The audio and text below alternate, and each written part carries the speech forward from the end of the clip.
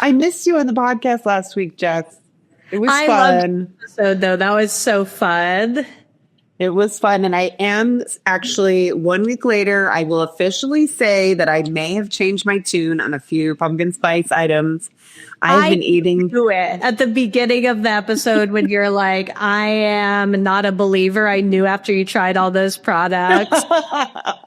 Well, I took the Nutso pumpkin spice nut butter or nuts and seeds butter home, and it's so good. I had it for breakfast this morning. You did? It's delicious. I was really actually quite jealous that, do you like all the people making cameos in the? I do. I think it was Bill, right? Who was on the podcast last week? Yeah, he was looking in there. He's like, oh, I want to be on again. No, that looked really good. And you left me some products. They were delicious. So yeah, no, I've always been a believer. Actually, I had a different, like a pecan thing today, and I feel like $1,000,000 because it was sweet and seasonal and caffeinated. And for me, all the good things. It's got a little bit of history behind pumpkin spice. Like you brought some real substance to it. Well, it's a lot to live up to when you're not there. It really puts the pressure on. You delivered. Grace under pressure. This is The Naturalist. In every episode, we're covering the products, ideas, and trends that are shaping the CPG industry. Or that we just really like. And of course, you are not going to be on the podcast next week either, but we have Doug Brown is coming on. He is attending Organic Week. Yeah. And he's going to be talking to us about his experiences in Washington, which I know the Organic Week programming involves a little bit of lobbying, a little bit of time on Capitol Hill. So that'll be really interesting to hear how that's going. Yeah, there's a lot going on these couple of weeks because you're going away too. You'll be back by the time this airs, but you're going to an OSC event. I am. I'm attending Ripple Fest. I'm really excited. It's an event in California put on by OSC where they just bring leaders together from the industry to kind of look at solutions for some of those big problems like packaging and regenerative leadership and the future of CPG. So I'm really excited for that. Yeah, I can't wait to hear what you all talk about. And he might end up being there, but Keith Bearden, who's the CEO of Alter Eco, which is an amazing chocolate company. I just had a conversation with him the other day, and Doug wrote a piece about Alter Eco and some of the chocolate companies, how they're responding to tariffs. But he said he's been gathering with a lot of the other CEOs in that space that are focused on, transparent, regenerative work in CPG. But one of the things that he talked about, so obviously this is top of mind. I'm curious how much tariffs will come up when you're out there at Ripple Fest. But what I thought was really interesting when I was talking to him was that he discussed like his strategy around tariffs because of course the chocolate industry being hit so hard. But one of the things I asked him was like, oh, is this creating a lot of tension between you, the brand, and the retailer? And he was like, actually, no, not at all. Because you and I, Adrienne, have talked quite a bit about that. Like, how do you navigate that? Who absorbs the cost of these tariffs? And is it going to be the retailer, the brand, or the consumer? And so it creates, I thought, a lot of tension especially between the brands and the retailers. He said no. He said there was a lot of understanding, mutual understanding, problem solving, coming together and figuring out like, hey, this is something that we're all up against. How can we navigate it together rather than fighting each other? So I'm sure you're going to get a lot of that collaborative spirit when you're at Ripple Fest. But I just thought that was really interesting as we talk about some of the issues that are, of course, top of mind for companies right now, tariffs being one of them. And to hear that actually there's a great kind of unifying force at work, which is saying like, let's figure it out together. That's great to hear because I have been thinking a lot about that and particularly Alter Ego because they're in Doug's article. But and wondering because I know there's been a lot of discussion in the media too about who absorbs the tariffs and if companies and retailers are absorbing those tariffs, then consumers perhaps aren't actually seeing the results of some of these damaging policies. So I think, that's been a debate, maybe we should transfer all of those costs onto consumers so that they actually see what the administration is doing or do retailers and brands eat part of the cost? I mean, I just think it's obviously an ongoing discussion, and it will be really interesting to keep following it in the weeks to come. Yeah. And I'm seeing, as a consumer, of course, of the natural products industry's products, but also of other industries' products. And I'm just seeing different approaches to that, because I think for the most part, it's kind of split, right? Everyone's kind of absorbing the costs. And it would be hard to say the consumer will never see that, because we already are. Right. We're already seeing it. Keith talked about his products have increased, but what they're trying to do is be really transparent about that, communicate the why. I've talked about this a lot over the past couple of weeks, but a shoe company sent out an email that was hey, you're going to see prices go up. Here's why. We're having a big sale in advance of that. Here's why we're doing that. And so kind of walking us through what to expect and when. And I was makes sense, makes total sense. And that I love that. Prices are going to go up, but I understand why. And the fact that you're there's no surprises, right? So I'm curious how companies will be communicating it. And that kind of changes our perspective a little bit, right? So the responsible thing isn't necessarily take that whole cost on yourself, but it's be honest about it and help us understand why, how long it might last or how much it might be. And so, there's different approaches to navigating tariffs responsibly. And I think one big takeaway, I'll be moderating a session at SupplySide Global about, it'll be a bunch of C-suite leaders talking about how they navigate these disruptive forces. Of course, tariffs being one of them, supply chain issues. There's a lot happening. But one of the things they talked about was take your time with your decision making and be very intentional with it. It's okay to pause and not be so reactive. And I think that's really important right now. You may not have the final solution right now, but you can kind of be transparent and vulnerable in that process of saying, we're figuring it out. We're all figuring it out together. And I think we've seen different examples of that over the years that have been effective. Hey, we're not totally there yet, but we're working on it. Yeah, one of the places where we've seen that a lot has been obviously with the sustainable packaging movement. Yes. And I know this is something we've talked about for years. Maybe you're not there, but tell consumers what you're doing and how you're trying to achieve it. And maybe it's not working, but let's all be part of that question and that solution.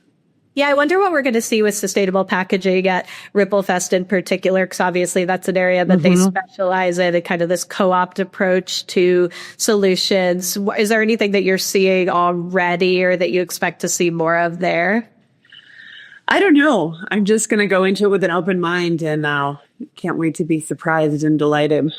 I know, me too. I hope you see more backyard compostable. That to me is such a game changer, right? Because there's so much in compostable where you're I have to. So backyard compostable, maybe more of. One thing I wanted to go back to before we shift away and talk about something else, Jess, and I think this is important and our listeners are definitely going to want to know this. How many pairs of shoes did you buy after you got that email? I showed a little grade. I was sale, sale, sale. And then I'm I practiced the pause that I'm not being so reactive. And I thought, if I really want the pair of shoes, maybe I'll just be willing to pay the full price. So zero pair of shoes. I am donating lots of clothes. I'm window shopping right now, but trying to not buy. Thanks for circling back to that. It is an important. It's important. It's an important question. Yes, and I'm proud of my answer. Restraint. I am. I actually just went through that exercise of getting rid of a lot of things, a lot of clothes, for our garage sale, our annual family garage sale, and it felt great. It does feel really good. I know I always have to bring my mom in for that because she's the velvet hammer. She lays the law down. And she says I get a little grumpy in the process. I think I'm getting better, but it's everything has a memory, a story. Yeah. It's so I need someone coming in and just being that's hideous. Get rid of it. What about the aspirational clothes too? I aspire to wear this. I know I never will, but that's also That's so funny. I had one item like that. It was a dress with like horses all over. Like it just makes no sense. And I was like, but I picture it with, and I always just say like with like gold hoops and a cute neck. It's like, no, that doesn't make it okay. That doesn't make that dress okay. So, okay. Something else that's going on, a big conversation. And it just sort of is like cringe. I feel like we're all like, oh, we don't want to talk about it. But seed oils. Seed oil. Much discussion about seed oils. And we looked at when we had like articles about seed oils, and it was like, Delicious Living was a consumer magazine we used to have. It's still around. It's no longer under New Hope, but it's actually where I started. We had an article around seed oils from like 2012, and that certainly wasn't even the start of that conversation. So it's been around a long time, people. Like what you're seeing in headlines right now is not the first of seed oils, but it's sort of been given new life, super polarizing. But we were like, yeah, okay, let's dig in, but give a lot of kind of background science. So Doug did an amazing job with an article that's on newhope.com right now. He did. Yes. It's the seed oil debate, separating fact from fiction. And this came out in our Friday newsletter, Navigating Natural.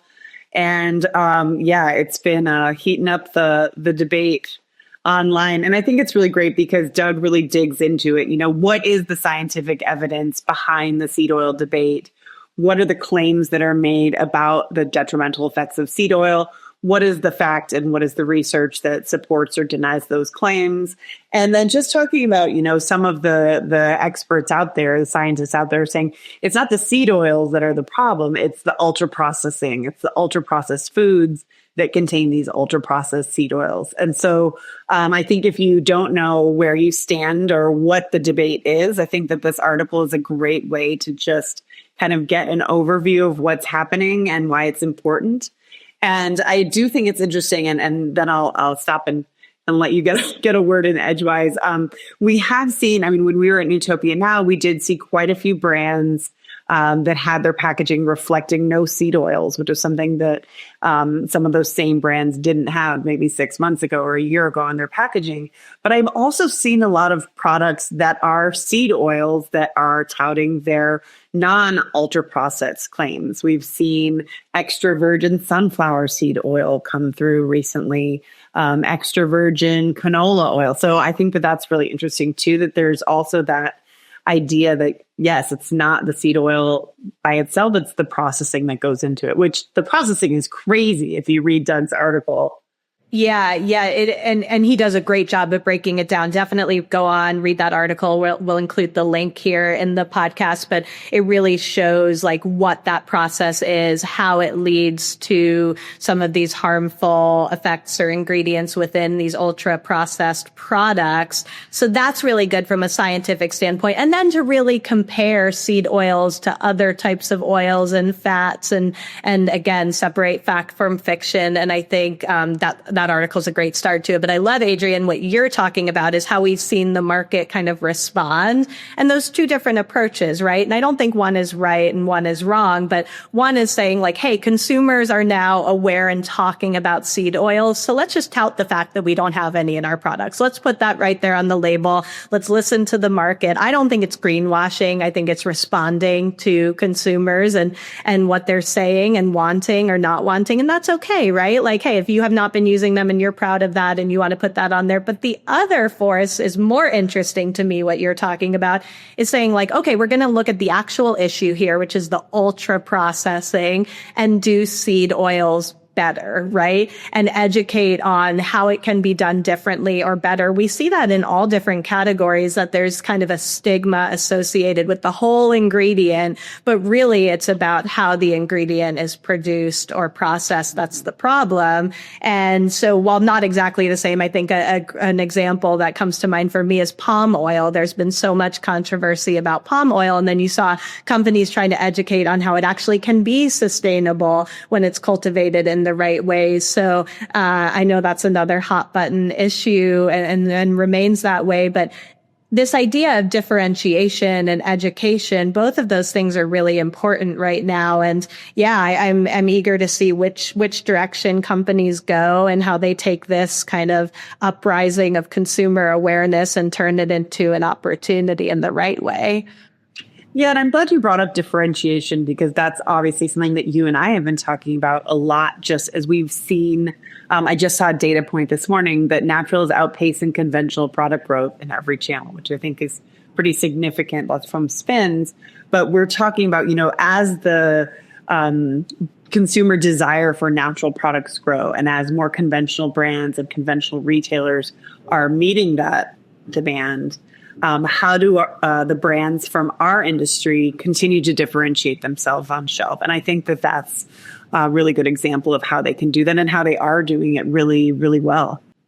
Yeah, I completely agree. And I think other areas are, how companies are committing to sustainability solutions, how companies are supporting people across the entire supply chain and communities, how they're connecting with their consumers in really authentic ways. And of course, because what's happening in the economy right now, it's still, it's hard for people to make decisions around purchasing that are both aligned with their values and are value driven. And so cost will continue to play a role. And so it's hard for companies right now to be differentiated in all of those areas and to figure out where should we double down and make sure that they're, value and values driven, and being cost effective without cutting corners. So it's hard to differentiate yourself right now. And I really feel for brands that are trying to make decisions that they can stand behind, but also that are good for their business and will help them stay alive, right? So it's not easy to navigate all of these market forces and give consumers what they want. What else is going on? We kind of want to just there's a lot of things happening. So popcorn.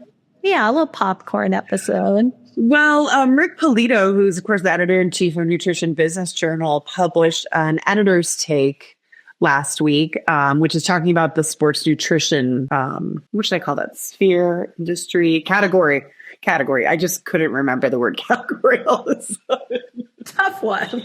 And, we were just talking about how natural and organic, how important it is. But here, actually, what they're talking about are the sales channels in supplement sales, and especially in the sports nutrition category, and how natural and specialty has really lost a lot of market share in category after category to brick and mortar conventional chains.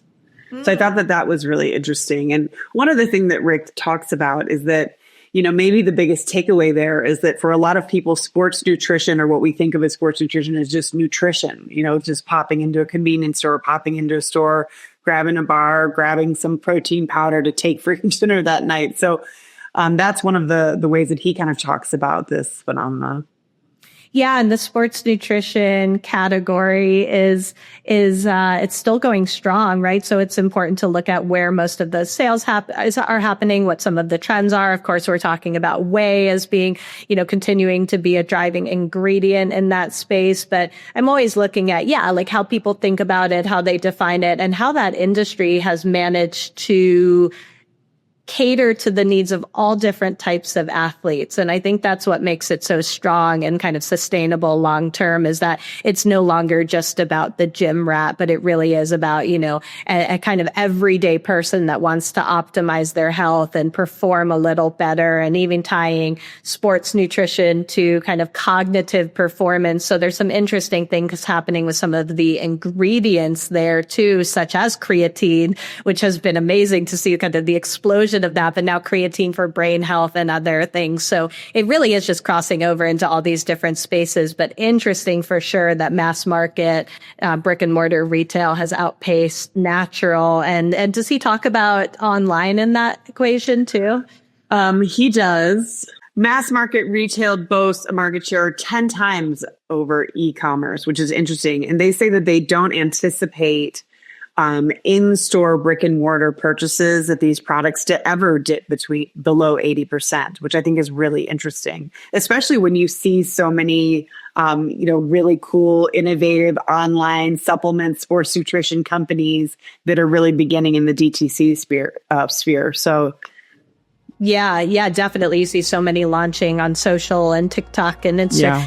That's been a whole movement, but to see that the majority of sales is happening in brick and mortar is very interesting. Well, Adrienne.